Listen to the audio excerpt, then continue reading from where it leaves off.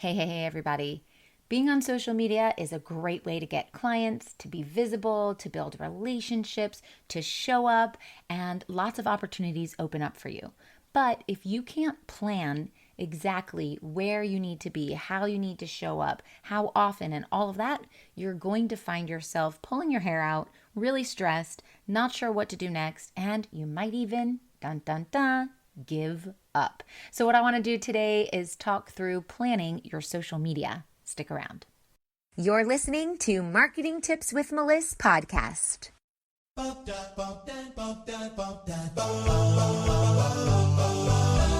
Welcome to Marketing Tips with Meliss podcast. And now your host, Meliss Jakubovic. So the first thing that you need to do is decide which platform you want to be on. Now, I'm a big proponent of being on one social media platform and focusing on that as well as growing your email list. Once that one social media platform explodes and you're getting lots of clients and you have a lot of money in the door because of those clients that you can then reinvest into your business, then you can add on team members. And when you add on team members, you can then add on social media platforms. But running a social media platform in a really good way to the best possible quality that it can be is a lot of hard work. And it becomes a full-time job when you start bringing in every single platform under the sun. And you don't need to be on every single platform under the sun. You only need to be in one place at one time. Now, if you're at a different level of business where you have maybe 2 or 3 platforms, that's fine. But you want to make sure that you are paying just as much attention to one platform as you are to all the others. If that seems like there's way too much on your plate, then you really do need to scale back. You need to take out some of those platforms and focus on one platform. I guarantee you there are enough people on that one platform that you choose to fill your entire client load.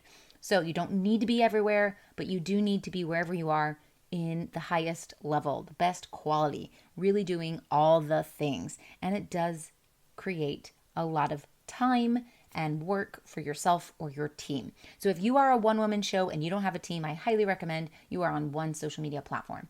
So what I want to do quickly is just walk through how we set all this up so that you can plan your social media effectively. I'm going to start with Instagram. Your profile on Instagram is really what helps people find you and connect with you and know that you are the right person to help them. So you need to use a profile picture with your face. And you want to make sure this profile picture has good lighting. You want to make sure that the image fits really nicely into that circle. You don't want to be cut off. And in some instances, you can use your logo here. But hey, if you're building a personal brand, let's get personal. Let's see you as a person and put your face there, please. Now, you want to make sure that the line underneath is searchable, or right where your name goes, that you can explain what it is you do very quickly. So, for example, I have on my Instagram my name, Meliss, and then it says Lead Gen Business Coach. Now, I don't usually introduce myself as a Lead Gen Business Coach. I introduce myself as an online marketing strategist and business growth expert. But there aren't enough characters in Instagram for that. So you have to pare it down a little bit, come up with some shorthand version that people actually search for. So at the bottom, you want to make sure in your bio you have a call to action. Usually not going to your website. Maybe it goes to a link tree. Maybe it goes to your podcast or your blog or your shop, anything like that. So when you refer to these things in your reels and your content, your carousels, you can say link in the bio.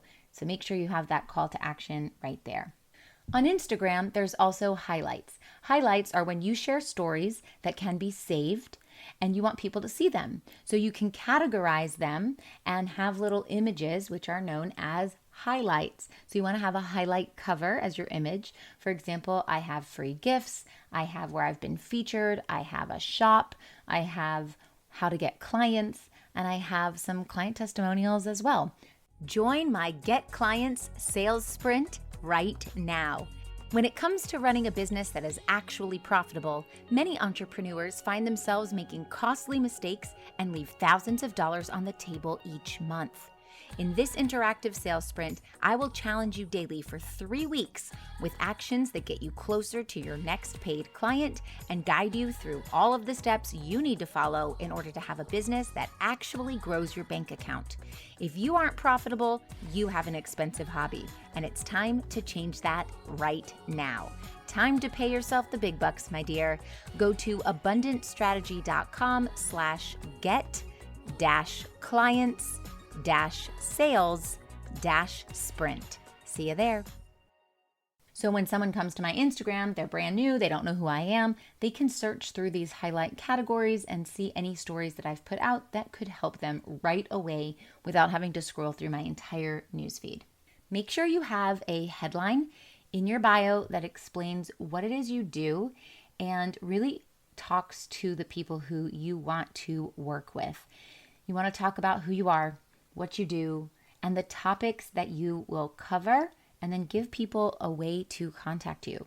Now, the topics that you cover are really important. You don't want to cover 10 topics. On Instagram, we want to cover 3 topics. So maybe it's that you're a mom who's a life coach and you want to talk about time-saving opportunities. You want to talk about mom life, pictures of your kids and activities that you're going around town with them and doing things.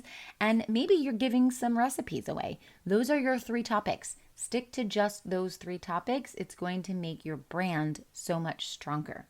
Now, when it comes to the content, you really want to make sure that you have planned this out and it makes sense. I like to plan out Monday through Friday and then weekend. And then you want to talk about your grid, which is like your newsfeed, your stories, your reels, and if you're going to do any lives or events. These are all different types of content. So planning them out every single day is going to help you not feel confused or flustered or overwhelmed. Okay, so that's Instagram. Now let's move to Facebook. I love Facebook. I've been a part of Facebook since way, way, way back in college when it first started.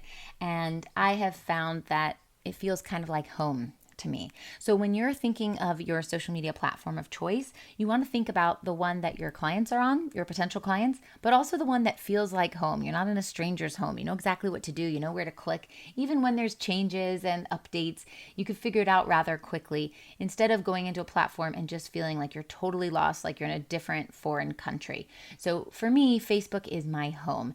And that home base is where I grew my business for several years before hopping into any other platform. So on Facebook, you want to make sure that your profile picture really showcases who you are on your personal page. I can't tell you how many times I've been in a group, I've said, hey, who in here does blah, blah, blah, blah. All these people comment below and I search one by one by one at everybody's profile. And when I go to the profile, if the profile picture isn't clear or it doesn't explain what they do in the intro, then I don't contact them. I don't know who they are. It makes me frustrated that I have to search and maybe I go into the about and then I go into their photos and I still can't figure out what they do or who they are, then they're not a good fit for me. But if someone has a clear profile picture and the line underneath their name clearly states what they do in the intro, then I feel like, okay, they get it. I know what they're doing. I don't have to search. They're making my life easier. They're making the time that I have to spend on their profile shorter. I'm very grateful for that because my time is important and it's limited. So think about what your clients are doing. Your potential clients are searching for you. If it's not clear who you are, what you do, they're moving on to the next one as well. Include where you work. Include your website. There's so many opportunities on your profile page, your personal profile page, to direct people to where you want them to go. And don't be worried about your middle school friends seeing that you have a website for your business. It's irrelevant. You have a business. And show it and be proud of it. This is where I work. Just like if you worked in a 9-to-5 and you say, I work here, blah, blah, blah. It's no different. I work at my own business and here is the website. So make sure you include the website and where you work. Now, your cover photo is such important real estate. Your cover photo is a free way to market yourself because even if someone is not your Facebook friend, they see your cover photo and they can click on it and they can read in the description. So make sure that your cover photo fits both desktop and mobile view. Make sure that your cover photo describes clearly what it is you do. And then you want to put a description in the cover photo. That means that when they click on the cover photo, they can read something and they can click on something, that call to action. People need to know where you want them to go. So you do that in the description. Now, you really want to grab attention from people in Facebook using the stories. They do have their own version of Reels as well. You want to make sure that you're publishing content on a consistent basis and that you're responding to messages very quickly. So when you're figuring out your posting plan here, again, I like to do Monday through Friday and then the weekend. And then the different types of content are your news feed, your stories. If you have a Facebook group, either your Facebook group or somebody else's Facebook group, and also your Facebook business page. All of these are different types of content that you need. And the last platform I'm going to talk about is LinkedIn. You want to make sure that your LinkedIn profile is professional looking. So you want to use a professional headshot as your profile picture. Again, good lighting, make sure you fit in the circle. You want your cover photo, which they call your banner, your profile banner. You want it to represent who you are, what you do.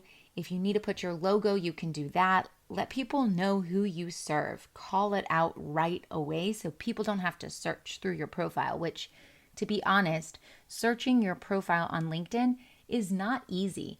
You have to click see more. You get taken to another page. Sometimes it works, sometimes it doesn't. But that banner is right there in your face, ready to go. It should be the first thing that people see.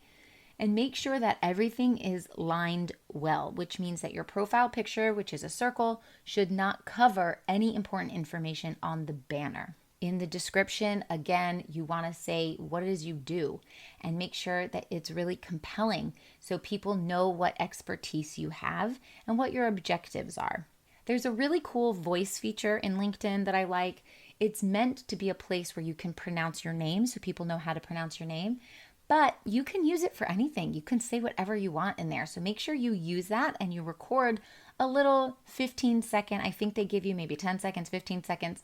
Make sure that you record either the pronunciation of your name or anything else that's pertinent so that people can click on it and know right away who you are or what you do. Now, your About section is the first opportunity they have to learn about you. So you want to talk about how you can help people achieve their goals. You want to tell them ways that they can connect with you. And of course, give them a call to action.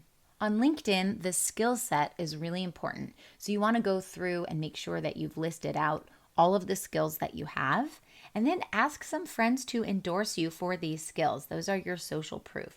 So try to get some endorsements. The best way to get endorsements is to give endorsements. You may have heard me say something similar with referrals. The best way to get referrals is to give referrals. So be very generous and blast everybody you know with some endorsements, and you will get some recommendations and endorsements back.